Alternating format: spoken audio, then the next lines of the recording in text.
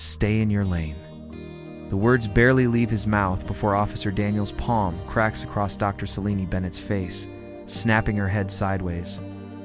A sharp gasp explodes through the courtroom like a gunshot. Blood beads at her lip and slides down her chin, red against her calm defiance. The room freezes. Court security studies the floor like it suddenly got fascinating. Judge Harrison Docente even raises eyebrows, just flips a page as if deciding whether to order Chinese or pizza for lunch. Daniels puffs his chest like a rooster on steroids. His partner Reynolds chuckles with that lazy, dangerous smirk of a man who laughs hardest when someone else is bleeding.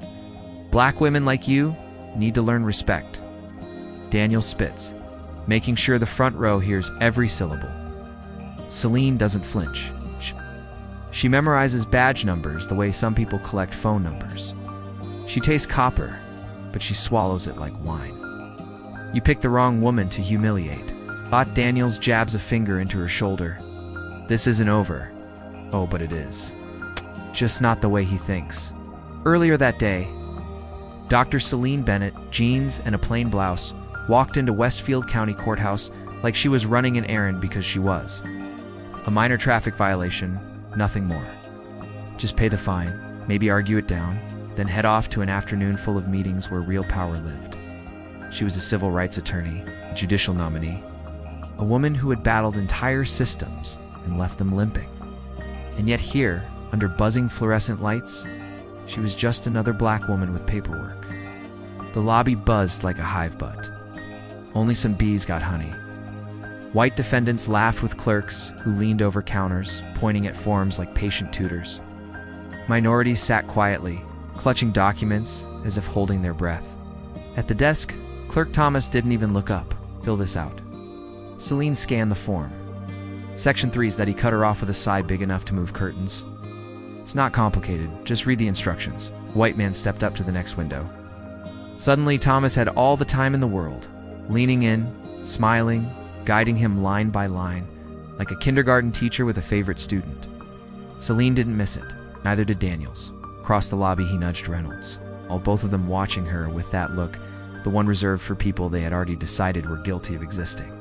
Inside the courtroom, the game was clearer than sunlight through stained glass. College kids, warnings. A Latino man, maximum fine for the same infraction. A white businessman. Case dismissed after the judge leaned in for a whisper and a chuckle. When her case was called, Selene rose with calm fire. Evidence folder in hand, posture perfect, her voice steady. "Your Honor, this ticket claims I was driving 15 miles over the limit on Parkway Avenue. I have phone records confirming I was on a conference call at that exact time." Daniels stepped forward, slicing her words in half. "I remember pulling her over. She was disrespectful then, just like she's being now." Judge Harrison glanced at her evidence the way you glance at an expired coupon. "The officer's testimony is clear. The finer contest it with proper representation." Selene tightened her grip on the folder, fury simmering but face unreadable. She sat down slowly, eyes never leaving Daniels, who smirked at Reynolds like the whole system was a private joke.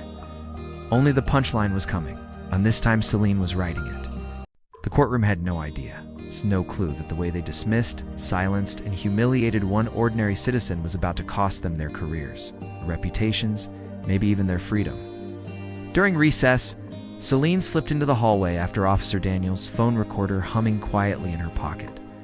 Her voice was smooth, controlled, professional. "Officer Daniels, I'd like to discuss your testimony about my traffic violation." He turned, using every inch of his height to loom. "Look, lady, I write dozens of tickets a day. You're not special." Her tone sharpened just a degree. "The ticket states Tuesday at 2 p.m. on Parkway Avenue.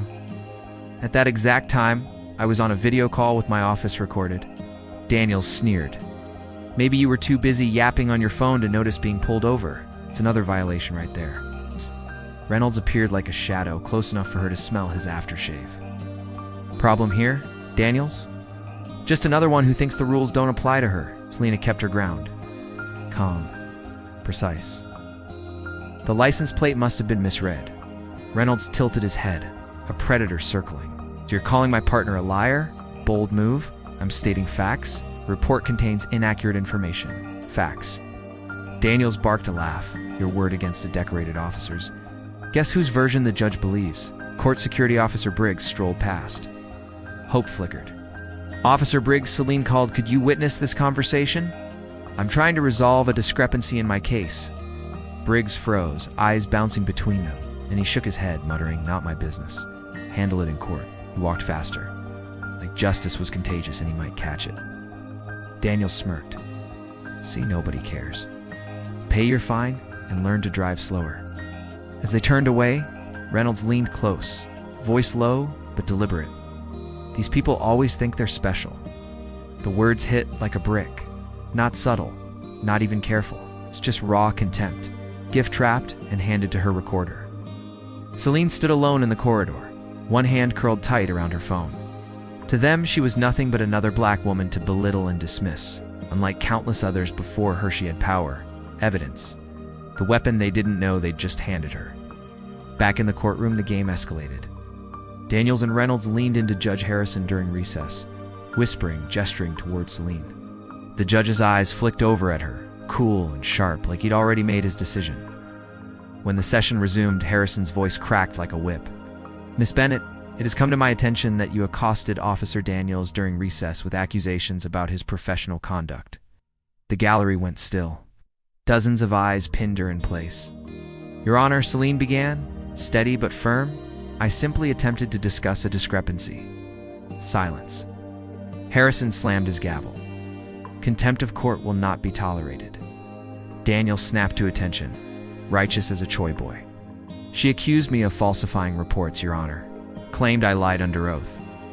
Harrison's eyes narrowed, venomous.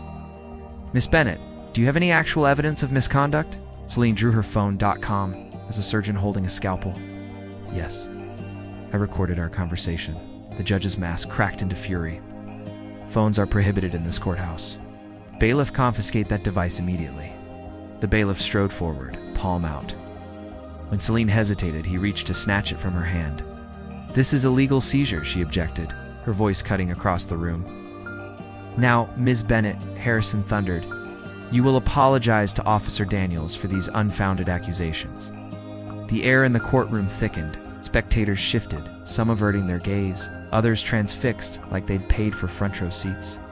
Selene straightened her spine, voice like steel wrapped in silk. With respect, Your Honor. I cannot apologize for seeking the truth. Harrison's face purpled with rage. You will apologize or face contempt charges. Selena's eyes burned, but her tone was calm. Your Honor, the Constitution protects. The gavel came down like an executioner's blade. That's it. Harrison's gavel slammed down like a hammer sealing corruption into stone. One night in holding for contempt, perhaps that will teach you respect for this court and its officers. Officer Daniels practically leaped forward, seizing Selene's arm with bruising force. She winced, but didn't resist. She's resisting, he barked, loud enough for the gallery. And then crack. His palm connected with her cheek again, the same violent slap that had opened this nightmare. The sound rang through the courtroom like a gunshot. A few gasps fluttered before being smothered by silence. Judge Harrison didn't flinch, didn't look up, just scribbled something into his file as though updating a grocery list. Add resisting to the charges. Take her to holding. Blood pooled at the corner of Selena's mouth.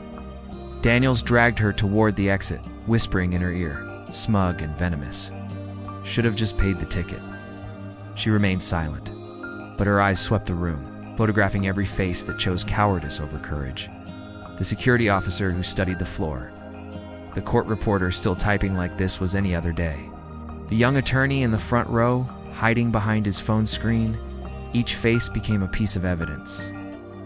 A chain of complicity she intended to snap, link by link. They thought they had one. They had no idea they'd just forged the weapon that would destroy them. The holding cell reeked of bleach and sweat, but Selene sat tall on the cold bench, cataloging every violation like a chess player counting pieces. Procedure shredded, laws broken, rights ignored. Her swollen cheek throbbed, but her mind was razor sharp. Officer Maurice, the intake guard, a woman with wary eyes, paused when she noticed the bruise. That looks bad. You need medical? What I need is my phone call. Morris studied her, then nodded. Follow me. At the payphone, Selene dialed from memory. Diane answered on the second ring. It's me, Selene whispered. Contact Governor Phillips immediately. Dr. Bennett, what happened? Tell him I just lived exactly what we discussed about Westfield County Court, then call Stephen at the Judicial Review Board. Have him pull everything on Judge Harrison and Officers Daniels and Reynolds. Diane's voice trembled. Are you okay? Selene's gaze flicked to Maurice, who was listening now, her suspicion turning to unease. Not yet, but I will be. She lowered her tone. Also call Barbara at the Tribune. Tell her I'll have documentation for her tomorrow. And Diane, call my brother Michael. Tell him to deliver the sealed envelope from my safe to the governor's office. He'll know which one. Hanging up, she turned to Maurice. Officer, I want to officially report an assault by Officer Daniels. Maurice shifted uncomfortably. You should know, Daniels and Judge Harrison are close. Nothing will come of a complaint. I'm still filing it, Selene said evenly. And I'll need your badge number as witness to my current condition. The officer hesitated. I'm just trying to help.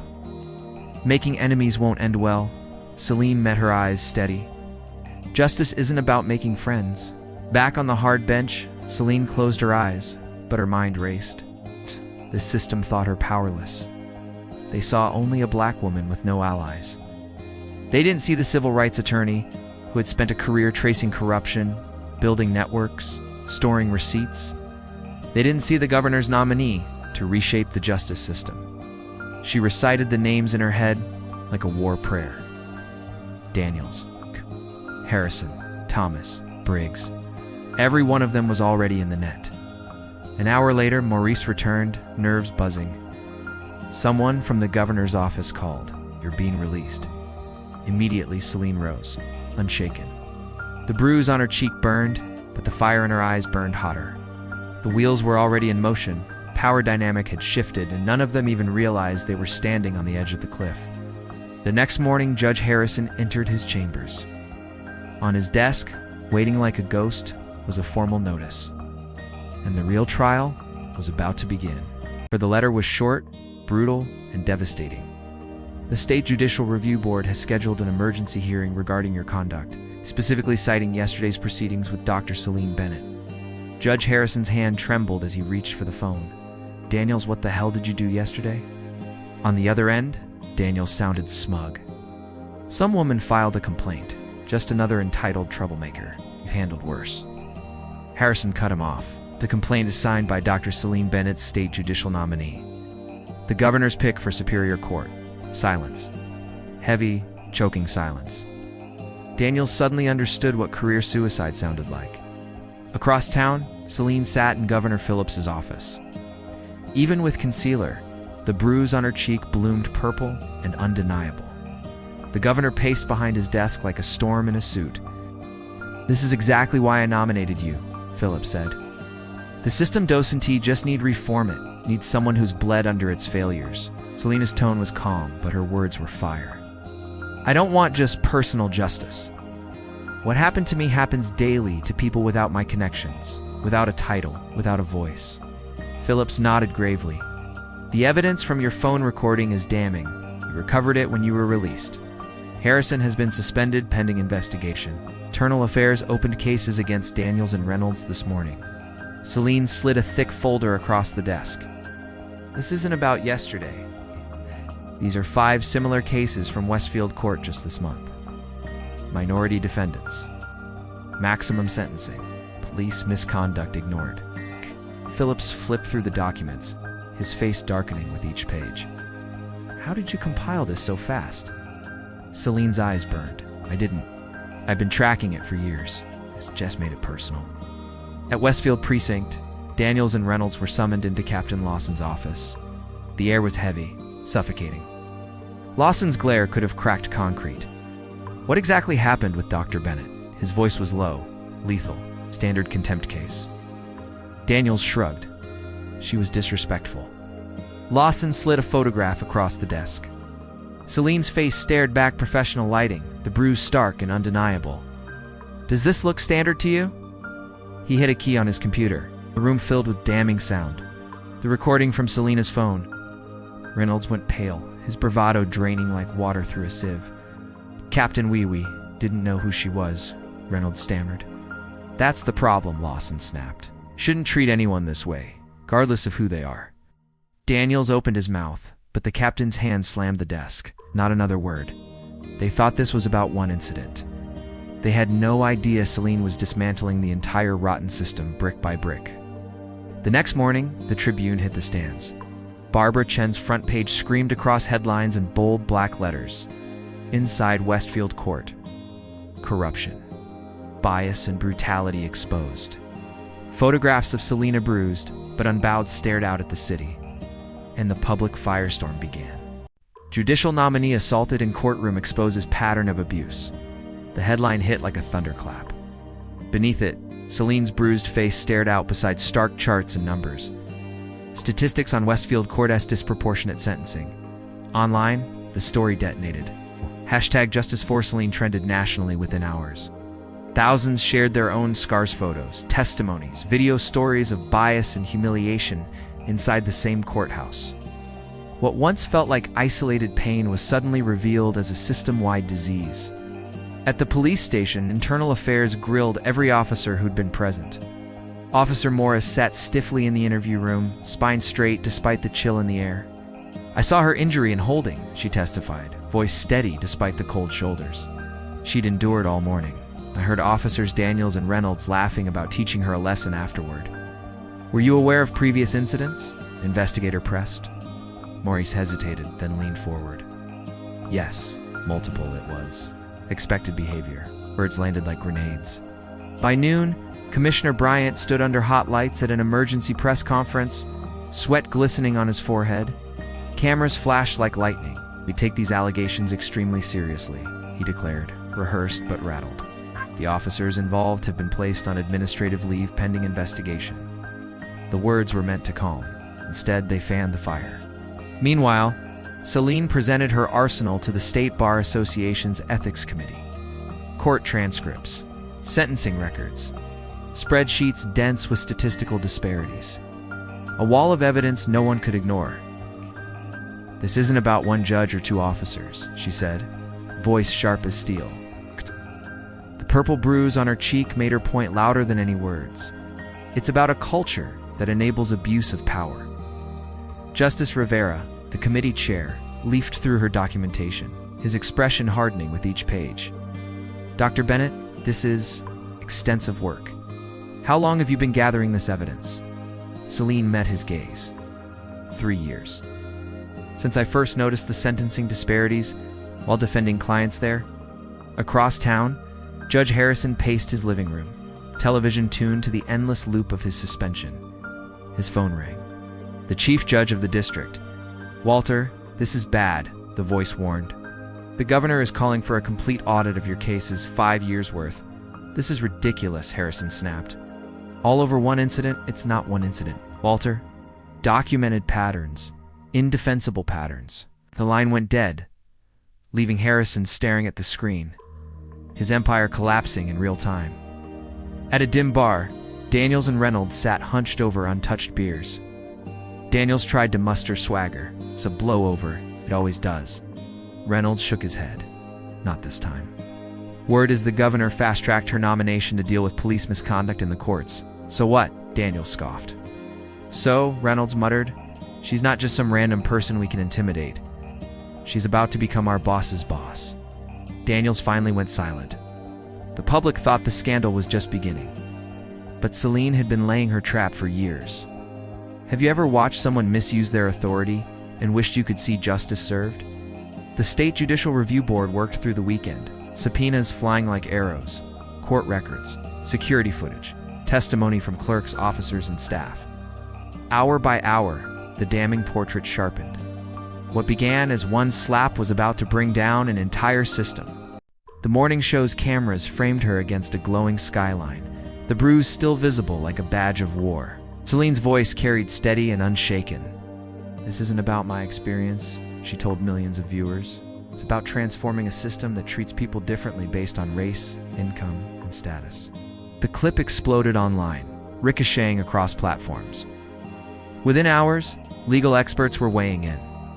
What we're seeing in Westfield Court isn't unique, one professor warned on cable news. It's a failure of oversight that exists in many jurisdictions. The tide was no longer local, it was national. Behind closed doors, police union reps huddled with Daniels and Reynolds in a smoke-stained office. Settlement papers slid across the table. "This isn't going away," the rep growled. Daniels' tie hung loose, his eyes red-rimmed. "She's making an example of us."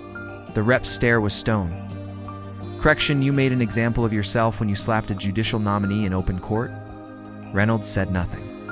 He didn't have to. The silence was louder than Daniels' excuses.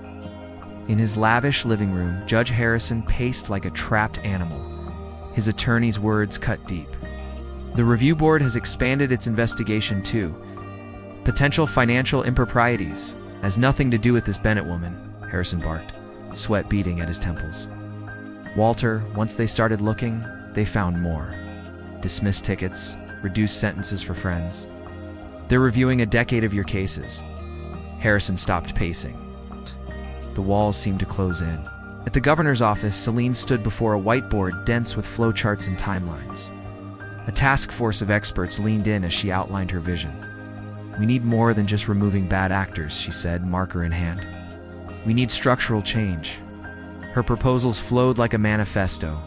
Mandatory bias training, independent reviews of sentencing, civilian oversight committees, transparent disciplinary procedures.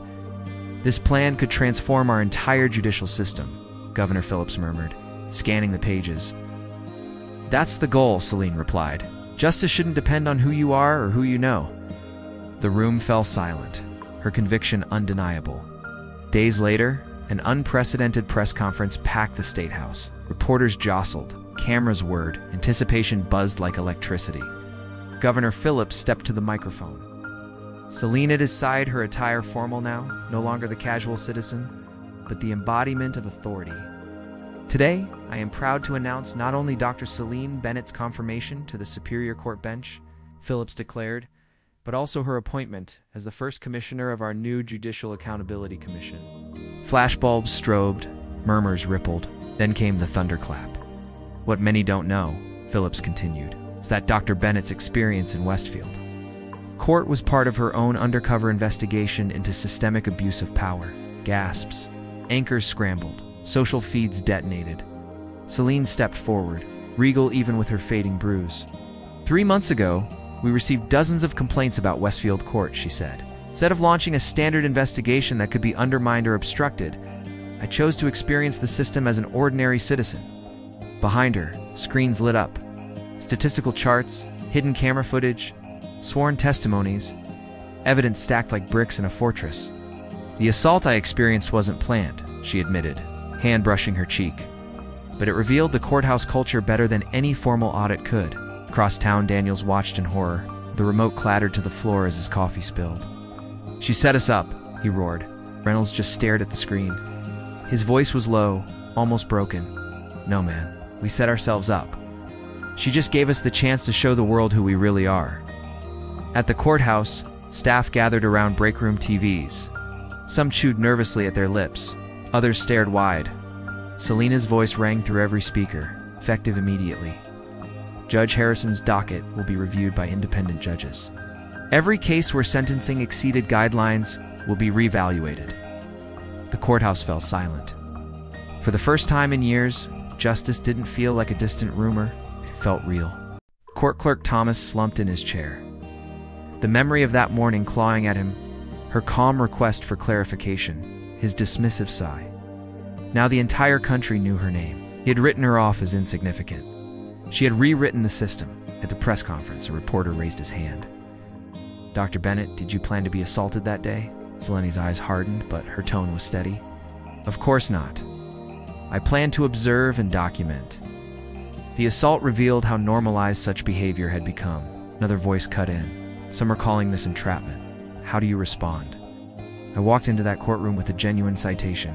I didn't invent scenarios or provoke responses. I simply experienced what countless citizens face every day. The only difference," she paused, letting silence grip the room, "is that I had the power to do something about it."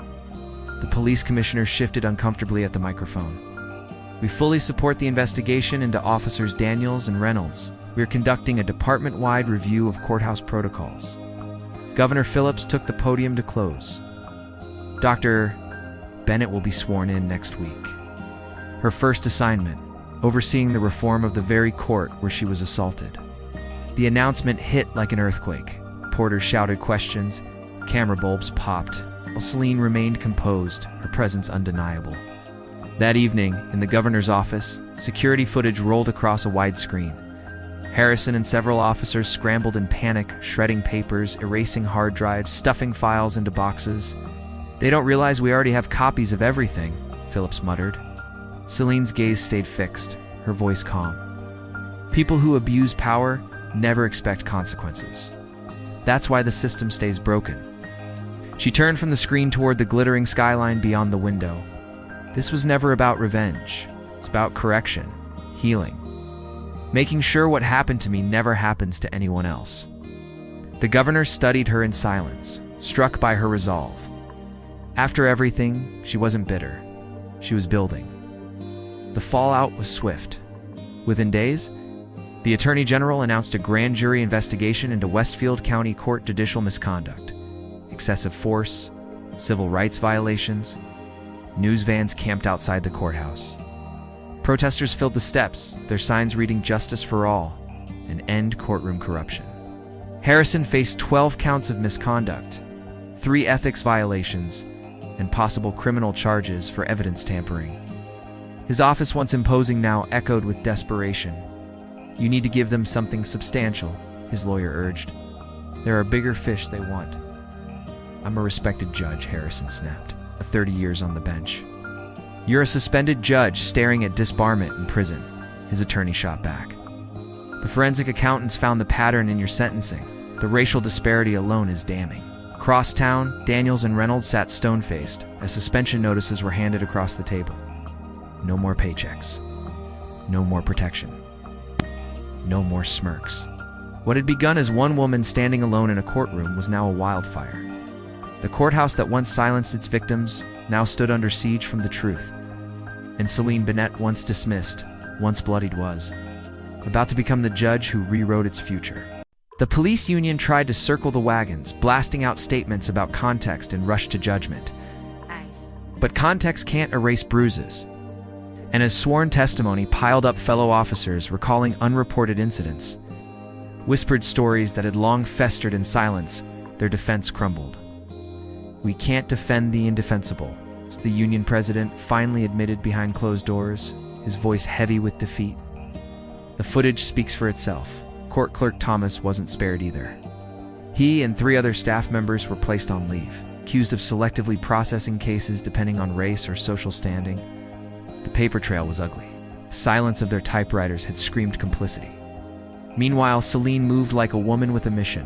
She commandeered an entire floor of the State Justice Building, transforming it into a war room. Case files towered in stacks. Phones rang off the hook. The hotline she opened for unfairly treated defendants logged over 500 calls in its first week. She addressed her team one morning, voice cutting through the chaos. "Each of these calls represents someone who lost faith in our justice system, and we are going to review every single one." Law students volunteered by the dozens, sifting through transcripts with wide eyes and burning outrage. Retired judges came out of quiet lives to lend their wisdom. The building buzzed with the energy of a movement, not just an investigation. The media couldn't look away. Panels of legal experts debated late into the night. Civil rights organizations hailed the transparency as unprecedented. A prominent attorney told cable news audiences, "What Dr. Bennett has done is pull back the curtain on practices normalized for decades. This isn't one bad apple. This is the orchard." Inside a wood-paneled boardroom across town, Police Commissioner Bryant sat sweating under the Oversight Committee's glare. "How could this culture exist for so long inside your department?" thundered Chairwoman Litton, slamming a report onto the polished table. Bryant's shoulders sagged. "We became too insulated. Officers protecting officers no matter the conduct. Fix it," Litton snapped. "Or we'll find someone who will." Bryant swallowed hard. His badge had never felt heavier. Back at the courthouse, Selena announced her first wave of reforms. cameras in every courtroom with public access to footage, anonymous reporting systems for misconduct, independent statistical reviews of sentencing patterns. Transparency is our most powerful tool, she declared at the press conference. Sunlight is the best disinfectant for corruption. Some staff bristled, whispering about witch hunts. Others, especially those who had long felt powerless, looked relieved. A veteran court reporter quietly told the ethics committee, "I wanted to report things for years, but there was nowhere safe to turn, and change reached the rank-and file too." Officer Morris, the intake officer who had dared to testify, was promoted to lead the brand-new court conduct unit. Her first meeting was tense. Half her team wouldn't even look her in the eye. "I became an officer to serve justice," she told them, steady and unflinching, "not to shield those who abused their badges." Some muttered traitor under their breath, but younger officers and those who had longed for integrity saw her as a role model. A crack had formed in the blue wall of silence. "The wall doesn't protect justice," Maurice told a reporter later. "It only protects misconduct." Across town, Judge Harrison's house had become a prison of papers.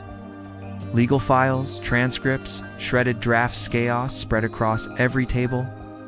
He shuffled bitterly to the door when Judge Winters arrived. "Why are you here?" Harrison asked, his voice dry with contempt. "To understand how we went so wrong," Winters replied, refusing the offered chair. His eyes were tired but resolute. "And to tell youth, the review board wants your full cooperation. Others are implicated, Walter. Judges in 3 other counties." Harrison froze, color draining from his face. "This is bigger than me?" "It always was," Winters said softly. "Just didn't want to see it." And as Selene presented her preliminary findings to the state Supreme Court, one truth became undeniable. What began as a single traffic ticket had detonated into the largest judicial reckoning the state had ever seen. The evidence didn't point to a few bad apples. It revealed an entire orchard poisoned. Case after case traced back to the same patterns. Biased rulings, selective prosecutions, officers shielded by colleagues, and judges rewarded for compliance. "This isn't about individuals," Selene told the solemn row of justices. Her voice echoed in the hushed chamber. "It's about a system that enables and protects misconduct." The Chief Justice, who had once dismissed her investigation as overzealous, leaned forward, scanning the damning charts and statistics. His face shifted from skepticism to alarm. "This requires a statewide response," he admitted at last. "That's exactly what we're prepared to implement," Selene replied, unveiling Phase 2 of her reform plan. Sweeping oversight reforms, mandatory judicial training, and ironclad accountability measures. Back in her office, Selene sifted through victim impact statements pages, heavy with grief. A father who lost years with his children. A young professional whose career had been destroyed by a felony record handed down for a petty infraction. Families torn apart. Lives derailed. Her assistant hurried in. "Dr. Bennett, the governor, is on line 1. Without looking up, Selene said, "Tell him I'll call back." She placed a hand on the paper in front of her. "These people have waited years for someone to listen. The governor can wait 10 minutes. Resistance arrived on cue. Anonymous threats slipped into her inbox. Conservative legal groups filed emergency motions, calling her commission unconstitutional. Police unions thundered about anti-law enforcement bias. Selene didn't flinch. In a briefing with her team, she stood steady. "We anticipated resistance. It only confirms we're on the right track." And then came the alleys, expected but powerful. Veteran officers stepped out of the shadows, weary of watching their profession rot. Court employees leaked internal memos showing systematic discrimination. Retired judges confessed under oath to the pressures they'd faced. "I regret my silence," whispered a former family court judge. His hands shook as he signed his statement. We all knew. Speaking out seemed impossible. 3 months in, the scandal metastasized. Patterns emerged that reached far beyond Harrison's courtroom. Political favors, corporate interests, money trails, environmental cases quietly dismissed. Civil rights complaints buried under procedural errors. "Follow the money," Selene told her financial investigators. Corrupt systems always leave a trail. The trail led exactly where she expected. Campaign contributions, cushy consulting contracts, real estate kickbacks. Judges had bent the law not out of ignorance, but for profit. And the rot ran far deeper than the courthouse. City Hall, business circles, even the state legislature. Governor Phillips read the latest report with a face drained of color. "This is explosive, Selene. You're going to face serious backlash." Selene met his gaze, calm but resolute. Justice isn't meant to be popular. It's meant to be just. By now, the story had left the borders of the state. National networks ran nightly specials. Editorials hailed the Bennett model as a blueprint for rooting out corruption elsewhere. Law schools hosted symposiums dissecting her methods. Civil rights groups demanded similar commissions in their states. Through the storm, Selene anchored herself to the same simple truth. Every chart, every memo, every scandal she uncovered traced back to people, real people whose lives had been scarred by injustice. And she refused to let them be forgotten in the noise. And Selene made time for the families, not for cameras, not for optics, but because their stories mattered. She sat across from a mother whose son had served 10 years for a nonviolent charge that should have meant probation. The mother's voice shook as she clutched faded photographs. "The system failed you," Selene said softly, steadying her. "But we're working to make it right." By the 6-month mark, change wasn't just theory. It was data. Civilian complaints reviewed in under 72 hours. Every use of force case tied automatically to body cam footage. Sentencing disparities shrinking in real time. At a briefing with her team, Selene reminded them, changing policies is the easy part. Changing culture, that's the real battle. The true test came when those who once held unchecked power faced the bench. Her bench. 3 months later, Judge Dr. Selene Bennett took her seat in courtroom 3B, the very room where she'd once been assaulted. Now, the gallery was packed. Reporters, citizens, survivors of the system's failures. The air thrummed with anticipation. Former Officer Daniels shuffled in, shackled, stripped of swagger. His attorney's eyes told the truth. There was no defense left. "The disciplinary hearing of James Daniels will come to order," Selene announced, her voice calm, professional, a razor wrapped in velvet. The charges rolled on for nearly 2 minutes. Assault, excessive force, false testimony, civil rights violations. Body cam footage replayed his abuses, showing what once went unseen. Colleagues testified to the culture of intimidation. Reynolds, in exchange for leniency, admitted, "It wasn't just us. It was expected." Judges looked the other way. Arassen was one of them. When Daniels finally spoke, the arrogance was gone. "I never thought about the impact. The badge. Thought it meant I was always right." Selene's gaze didn't waver. "You knew the rules. You chose power over justice." Then Harrison faced his reckoning. Once untouchable, now cornered, he tried to dress up decades of discrimination as community management. The courtroom hissed in disgust. Selene cut through his excuses with surgical precision. "You intentionally applied different standards of justice based on race and class. That is not management, Judge Harrison. That is corruption." When the rulings came, they were firm, unflinching. Daniels 5 years in prison, no parole, permanent loss of badge, and mandatory service in the very neighborhoods he once brutalized. Harrison disbarment, 15 years for corruption, and financial restitution to every victim his rulings destroyed. Silence fell. Then slowly the gallery erupted. Not in chaos, but in cathartic relief. Outside, the chants that once demanded justice now sang of reform. Signs read, "Equal justice under law." "Thank you, Judge Bennett." Selene faced the cameras only briefly. Today is not an ending. It is a beginning. Justice requires vigilance. 1 year later, the Bennett Commission's reforms were no longer theory. They were lived reality. Courtrooms now ran on transparency. Digital dashboards showing demographic case outcomes. Oversight boards reviewing every sentencing pattern. Anonymous reporting systems for misconduct. The data spoke volumes. Racial disparities cut nearly in half. Civilian complaints resolved within days. Public trust rebounding. Captain Morris led a model court conduct unit. Former officer Reynolds spoke to cadets about how power without accountability rots a profession. Law schools rewrote their ethics curriculum. Journal articles called it the Bennett model, and the courthouse itself bore a new name. Unity Justice Center. Selene's greatest test came not in implementing reform, but in preparing it to outlive her. 5 years later, morning light poured into her chambers. On the wall, the first complaint that started it all, the data charts that proved transformation, photos of families reunited after wrongful convictions. She packed her last box. A knock. Judge Omar Washington entered. Her successor, a former public defender from the same neighborhood she grew up in. "I remember watching the news the day you were assaulted," he said quietly. "It changed everything for me." "How so?" she asked. "It showed me change was possible, even in a system that felt permanently broken." They walked together through the courthouse, now bright, bustling, transparent. Screens displayed live case data.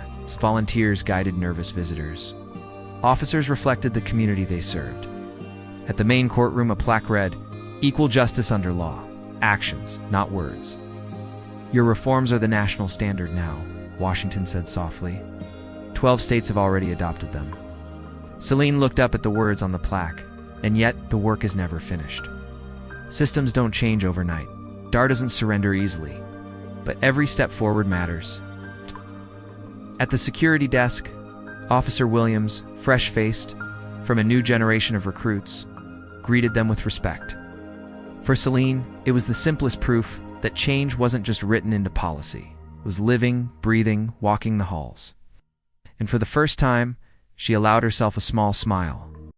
Last day, Judge Bennett. "We'll miss you around here." Selene smiles at the court officer.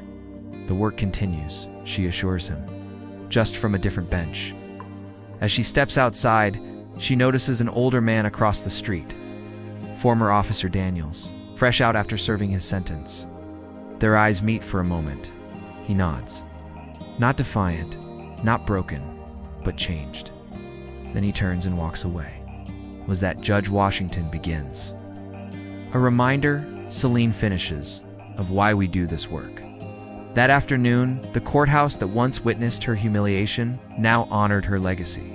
At her farewell ceremony, the hall is overflowing.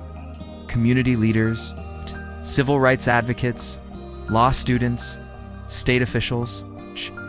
Governor Phillips pins the State Justice Medal on her robe. Dr. Bennett didn't just change laws or procedures, he tells the audience she changed what justice means, in practice, not just in theory.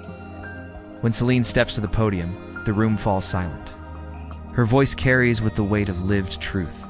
5 years ago, I experienced firsthand what countless citizens endured for decades. The difference wasn't the treatment, it was the power to change it. She looks across the diverse crowd, judges, officers, students, families, all faces of the justice system, all part of the transformation. True justice isn't punishment, it's transformation. It's not just of people, but of systems. And that begins when we refuse to accept that this is just how things are. Judge Washington steps forward with a ceremonial gavel, inscribed on its handle. Justice sees no status, only humanity. Later, as Selene leaves the courthouse for the last time as its judge, a young law student rushes up with a notebook. "Any advice for someone who wants to follow in your footsteps?" Selene smiles, handing back the signed page. "Remember this?